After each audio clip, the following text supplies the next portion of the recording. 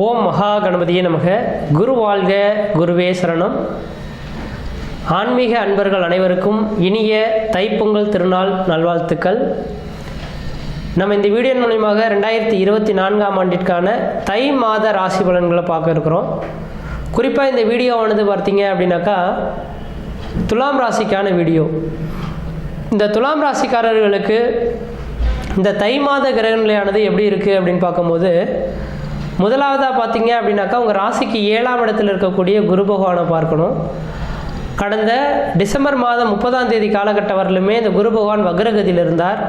இந்த டிசம்பர் மாதம் 30ஆம் தேதிக்கு பிறகு உங்கள் ராசிக்கு 7ஆம் இடத்தில் இருக்கக்கூடிய குரு பகவான் வக்ர நிவர்த்தி அடைந்து சமசப்தமாக உங்கள் ராசியை பார்க்கக்கூடிய அமைப்புகள் உருவாதுங்க. உங்கள் ராசிக்கு அவன் 3, 6 இருந்தாலும் கூட இருக்கிற 9 கிரகத்தில் முழு சுபகிரகம் சொல்லக்கூடிய கிரகம் இந்த குரு பகவான். அப்போ குரு பார்க்க கோடி சாபங்கள் கோடி குற்றங்கள் விலகுன்ற விதியின் அடிப்படையில் இன்றைய தேதியிலிருந்து, அதாவது ஜனவரி மாதம் 15ஆம் தேதியிலிருந்து 2024 ஏப்ரல் மாதம் 30ஆம் தேதி காலகட்டம் வரலும் நீங்கள் எது செய்தாலும் தொட்டது தொடங்கக்கூடிய காலகட்டங்கள், நினைச்சது சாதனை பண்ணக்கூடிய காலகட்டங்கள், குடும்பத்தில் ஒரு சுபகாரியங்கள் செய்வதற்கும் சுப நிகழ்ச்சிகள் செய்வதற்கும் வீடு மனை வாசல் வாங்குவதற்கும் குடிபெயர்றதுக்கும் குலதெய்வத்துக்கு செய்ய வேண்டிய சடங்குகள் செய்கிறதுக்கும் ஒரு உன்னதமான காலகட்டம் மட்டும் ஆணித்தரமாக சொல்ல விரும்புகிறேங்க. ஏன் என்ன காரணத்தினாலும் சொல்ல வரேன் அப்படின்னு பார்த்தீங்கன்னா, கடந்த 2023 அக்டோபர் மாதம் 30ஆம் தேதி வரலும் கடந்த 1.5 வருட காலகட்டங்களானது இந்த துலா ராசிக்காரர்களுக்கு ஒரு சில தடைகள், தாமதங்கள், வம்பு வழக்குகள், சட்ட சிக்கல்கள், மன நிம்மதி குறையிறது, பொருளாதார பிரச்சனைகள் ஏற்படுறது, கடன்கள் அதிகரிக்கிறது, உற்றார் உறவினரை பகைமை பாராட்டுறது, இது மாதிரியான கஷ்ட நஷ்டங்கள் சந்திக்கணுன்றது உங்கள் ஜாதகம் எழுதப்பட்ட விதிங்க. காரணம் என்ன அப்படின்னு பார்த்தீங்கன்னாக்கா, உங்கள் ராசியிலேயே கேது பகவானும் 7ஆம் இடத்துல ராகு பகவான் இருந்து கணவன் மனைவியோட உறவுகளை பிரிக்கக்கூடிய அமைப்புகள் ஏற்பட்டது அப்படின்ற விதிங்க. அப்படிப்பட்ட நபர்கள் கடந்த அக்டோபர் மாதம் 30ஆம் தேதியே அந்த ராகு கேது பயிற்சி நடந்துருச்சுங்க. இந்த குரு பகவான் தான் யோகமாக இருந்தார்னா, குரு பகவான் வக்ரகதியில் இருந்ததுனால ஒரு சில தடை தாமதங்கள் ஏற்படக்கூடிய அமைப்புகள் உருவாகிருக்கும். ஆனால் இந்த டிசம்பர் மாதம் 30ஆம் தேதியிலிருந்து இந்த குரு பகவான் சுப சமசப்தமாக 7ஆம் பாரியும் உங்கள் ராசியை பார்க்கறதுனால இன்றைய தேதியிலிருந்து ஏப்ரல் மாத காலகட்டம் வரலும் நீங்கள் செய்த காரியங்கள் எல்லாமே தொட்டது தொடங்கக்கூடிய காலகட்டங்கள், நினைச்சது சாதனை பண்ணக்கூடிய காலகட்டங்கள் உருவாயிடுச்சு. அது மட்டும் போதாதுன்னு ராசிக்கு 4ஆம் இடத்தில் இருக்கக்கூடிய சனி பகவான் 5ஆம் இடத்துக்கு சேர்ந்ததுனால பூர்வ புண்ணிய சொத்து சுகங்களை இந்த பிரச்சனைகளுக்கு ஒரு தீர்வு ஏற்படக்கூடிய காலகட்டங்கள் உருவாகும். குடும்பத்தில் ஒரு சுப நிகழ்வுகளும் சுபகாரியங்கள் செய்யக்கூடிய அமைப்புகளும் தொழில் வளர்ச்சியும் தொழில் மூலியமாக லாபங்கள் பெறக்கூடிய காலகட்டமாகவும் உருவாகுதுன்ற விதிங்க. அதே போல் 6ஆம் இடத்தில் இருக்கக்கூடிய இந்த ராகு பகவான் பார்த்தீங்கன்னா தொழில் வளர்ச்சிகள், எதிரிகளை வெல்லக்கூடிய அமைப்புகள் உருவாகுன்ற விதிங்க. ஏன்னா 3, 6, 10, 11ஆம் இடங்கள்லாம் பார்த்தீங்கன்னாக்கா இந்த ராகு பகவானுக்கு யோகமான இடங்கள் அப்படின்ற விதிங்க. அப்போ 6ஆம் இடத்துல ராகு பகவான் இருக்கனால எதிரிகள் எத்தனை பேர் இருந்தாலும் உங்களை விட்டு விலகி ஓடக்கூடிய காலகட்டம் உருவாகும்.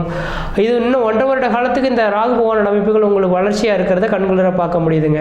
அப்போ அதன் அடிப்படையில் பார்க்கும்போது இந்த ஜனவரி மாதம் 2024 என்னைக்கு தொடங்குனதோ அந்த நேர காலகட்டத்திலே உங்களோட வளர்ச்சிகள் தொடர ஆரம்பிச்சிருச்சுன்ற விதிங்க. அப்போ இந்த தை மாத கிரக நிலையானது வருகின்ற ஜனவரி மாதம் 15ஆம் தேதியிலிருந்து பிப்ரவரி மாதம் 12ஆம் தேதி காலகட்டம் வரும் தை மாத கிரக நிலையானது அமைய இருக்கு. இந்த தை மாதத்தில் என்ன நிகழ்வுகள் உங்களுக்கு வாழ்க்கையில் நடைபெற போகுதுனாக்கா தெளிவாக சொல்ல வரங்க. திருமணமாகாத நபர்களுக்கு திருமண வாய்ப்புகள் கூடி வரும் மட்டும் ஆணித்தரமாக சொல்ல விரும்புகிறாங்க. ஏன்னா இந்த யோகமானது ஒவ்வொரு ஜாதகத்துக்கும் 12 வருட காலகட்டத்துக்கு ஒரு துறை உருவாகும். என்னோட வீடியோஸை தொடர்ச்சியாக பார்க்கக்கூடிய நபர்களாக இருந்தால் இந்த விதிகள் நான் தெளிவாக சொல்லிகிட்டே வந்துட்டுருக்கிறேன். ஏன்னா ஒரு ராசிக்கு 7ஆம் இடத்தில் குரு வரக்கூடிய காலகட்டங்களில் அந்த ஜாதகம் எந்த காரியம் செய்தாலும் தொற்று தொடங்கும்ன்ற விதிங்க. ஏன்னா உங்கள் ஜாதகத்துக்கு 3, 6 திருத்தி விரையாதிபதியாக இந்த குரு பகவான் இருந்துட்டாலும் குரு பகவான் சுபகிரகம் என்ற ஒரே ஒரு காரணத்தினால திருமணம் அமைத்து வைக்கக்கூடிய அமைப்புகள் உருவாகும். முக்கியமாக இந்த நாட்களில் இப்போல்லாம் பார்த்தீங்கன்னாக்கா தார தோஷம் இருக்குங்க, மாங்கலி தோஷம் இருக்குது, புத்திர தோஷம் இருக்குது, இது மாதிரி பல்வேறுபட்ட தோஷங்கள் இருக்குது. இதனால திருமணம் நடக்கலன்றத ஒரு சில ஜாதகங்கள்லாம் இருக்காங்க இல்லைங்களா?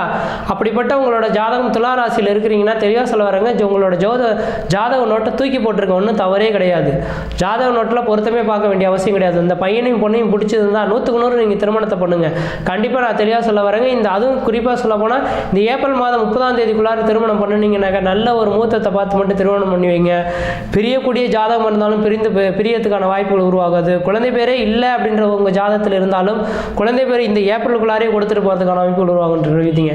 ஏன் சார் இந்த என்ன விதியை வச்சு இந்த கான்ஃபிடென்ட்டாக நீங்கள் சொல்கிறீங்க அப்படின்னாக்கா, இந்த நாட்களில் தான் பார்த்தீங்கன்னாக்கா எல்லா ஒரு சாதாரண மனிதனுக்கு கூட ஜாதகத்தை பார்த்துட்ருக்கோம். அந்த நாட்களில் அரச பதவியில் இருக்கக்கூடிய நபர்களுக்கும் அரசாங்கத்தில் இருக்கக்கூடிய நபர்களுக்கு மட்டும்தான் இந்த விதிகளானது செயல்பட தொடங்குனது அப்படின்ற விதிங்க. அவங்களுக்கு மட்டும்தான் அந்த ஜாதகன்றது பார்ப்பாங்க. அப்போ இந்த சாதாரண மக்கள்லாம் எதை வச்சுங்க திருமணம் பண்ணாங்க, சுபகாரியம் செய்துட்டாங்கனாக்கா, அப்போ அவங்க பிறக்கும் போது என்ன நட்சத்திரம்னு மட்டும் கேட்டு தெரிஞ்சுக்குவாங்க. அப்போ நட்சத்திரத்தின் அடிப்படையில் மட்டும் நட்சத்திரத்துக்கு என்னைக்கு குரு பகவான் வந்து நிற்கிறாரோ அந்த நேர காலகட்டத்தில் அந்த 12 வருடத்துக்கு ஒரு முறையானது அவங்க குடும்பத்தில் ஒரு நல்ல நிகழ்வுகள் நடைபெறும். அப்போ நிகழ்வுகள் நடைபெறும் போது கண்டிப்பாக அவங்க குடும்பத்தில் எந்த விதத்தையும் பிரச்சனைகள் இல்லாமல் இருக்குன்றவிதிங்க. அப்போ இதன் அடிப்படையில் தான் சொன்னதாக சொல்லலான்றவிதிங்க. அப்போ உங்கள் ராசிக்கு 7ஆம் இடத்துல குரு பகவான் வரதுனால திருமணமாகாத எந்த வயது வந்த நபர்கள் 20-25 வயது கடந்த நபர்கள் யாராக இருந்தாலும் தெளிவாக சொல்ல வருங்க, திருமணத்தை காலதாமதப்படுத்த வேண்டாம். ஏப்ரலுக்குள்ளாக திருமணத்தை முடிச்சிங்க. இந்த ஏப்ரலுக்கு பிறகு நீங்கள் திருமணத்தை பண்ணுறீங்கனாக்கா உங்களோட சுய ஜாதகம் வலுவாக இருந்தால் தான் யோகம் பெறும்.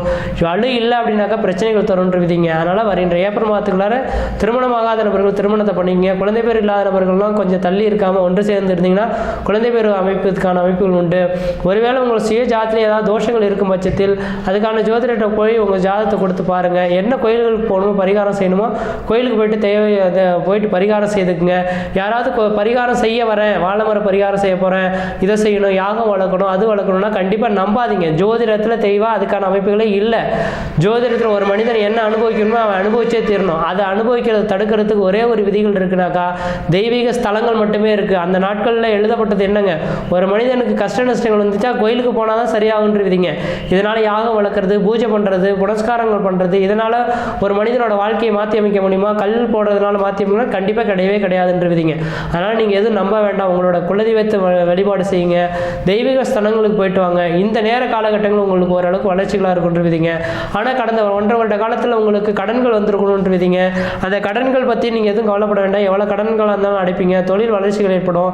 அது மட்டும் போதாது, இந்த நேர காலகட்டத்தில் வருகின்ற இன்னொரு ஏப்ரல் மாதம் 30ஆம் தேதி வரலுமே உங்கள் ராசிக்கு 11ஆம் இடத்துல குரு பகவான் பார்க்கறதுனால குரு பார்க்க கொடி சாபங்கள் கொடி குற்றங்கள் விலகுன்ற விதியின் அடிப்படையில் தொழில் வளர்ச்சிகள் ஏற்படும், தொழில் மூலிமா லாபங்கள் ஏற்படும், மன நிம்மதி மன சந்தோஷங்கள் பெறக்கூடிய காலகட்டம் உருவாகுன்ற விதிங்க. உங்கள் ராசியை குரு பகவான் பார்க்கறதுனால உங்களோட உடலில் பார்த்தீங்கன்னா தேக ஆரோக்கியம் வலுப்பெறக்கூடிய காலகட்டங்கள் உருவாகும், முகத்தில் ஒரு பொலிவு ஏற்படக்கூடிய காலகட்டங்கள் உருவாகும், எதையும் நம்மளால் சாதிக்க முடிகின்ற ஒரு எண்ணங்கள் உருவாகுன்ற விதிங்க. அதே போல் 3ஆம் இடத்தை குரு பகவான் பார்க்கறதுனால முயற்சிகள் வெற்றி பெறக்கூடிய காலகட்டம் உருவாகும், எடுக்கக்கூடிய முயற்சிகள் எந்த விதையும் தடைகள் ஏற்படாது.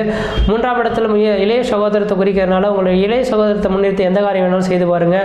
அது உங்களுக்கு ஒரு மிகப்பெரிய மன நிம்மதி மன சந்தோஷத்தை ஏற்படுத்தக்கூடிய அமைப்புகள் உருவாகுன்றவிதிங்க. அதனால் இந்த தை மாத கிரகநிலை ஆராயும் போது இந்த மாத காலகட்டங்கள் குடும்பத்தில் ஒரு சுபகாரியங்கள் செய்வதற்கும் சுப நிகழ்ச்சி செய்வதற்கும் வீடு மனை வாசல் வாங்குவதற்கும் வீடு மனை வாசல் கட்டுவதற்கும் குடிபெயர்த்துக்கும் குலதெய்வத்துக்கு செய்ய வேண்டிய சடங்குகள் செய்யறதுக்கும் ஒரு உன்னதமான காலகட்டமாக இருக்குது. எந்த அளவுக்கு இந்த மாத காலகட்டத்திலிருந்து நீங்கள் முயற்சி எடுக்கிறீங்களோ அந்த அளவுக்கு வளர்ச்சி பெறக்கூடிய காலகட்டம் உருவாகும். முயற்சி எடுத்து பாருங்கள், கண்டிப்பாக வெற்றி பெறுவீங்கள். நன்றி, வணக்கம்.